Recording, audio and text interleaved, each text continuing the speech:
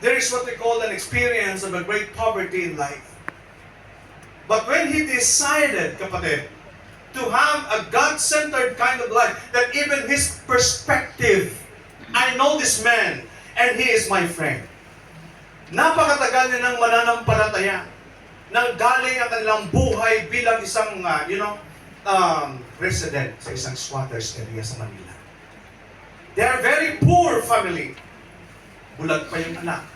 Napakahirap ng kanilang buhay. But this man, when he gave his life to God, and he is committed to the Lord to live a life which is a God-centered kind of life, nung naging sentro ang Panginoon sa kanilang buhay, tuloy-tuloy lang sila.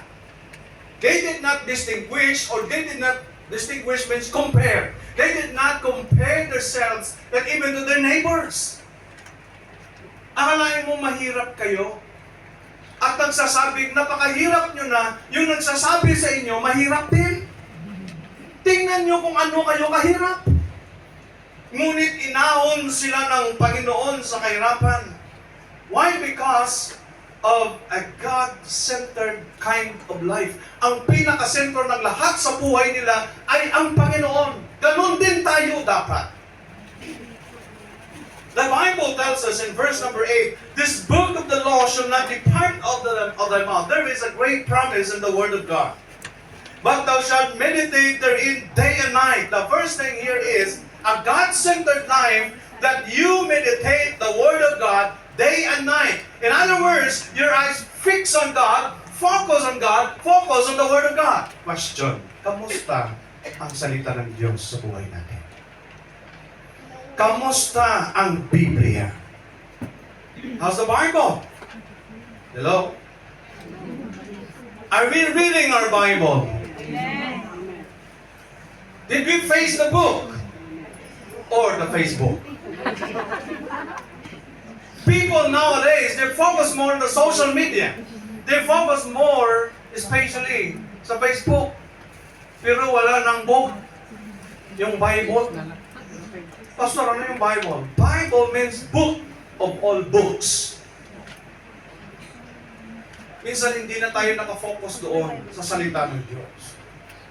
Do you remember nung elementary kayo? Na pero pag merong nagbigay sa iyo ng sulat kahit sa maliit lang na papel, ginaganyan mo pa. Sus, ayaw pa siya ka. Diba ginaganyan mo? Uy, may nagbigay sa iyo ng sulat. Ano yan? Hi. Diba nag-hi lang tapos ginanon mo na? Hindi pa uso yung cellphone noong unang panahon. Kahit yung beeper. Balmardo, hindi pa uso noon. Yung uso noon, yung via airmail. Alam nyo na, di ba? Yes. Tapos, gumagawa ka ng sulat. Dear, ganito. So on, et cetera. Para pa, pag meron pa dong sinasabi ng, manamahal kita. Di ba? Yung iba hanggang ngayon, andyan pa yan siguro. Di pa nawala, binabasa-basa, uli-ulitin mong basa.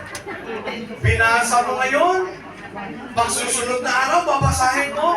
Pagkatapos mong kumain, dahil noon, hindi pa uso masyado yung social media, yung anong meron sa inyo, yung radio ba?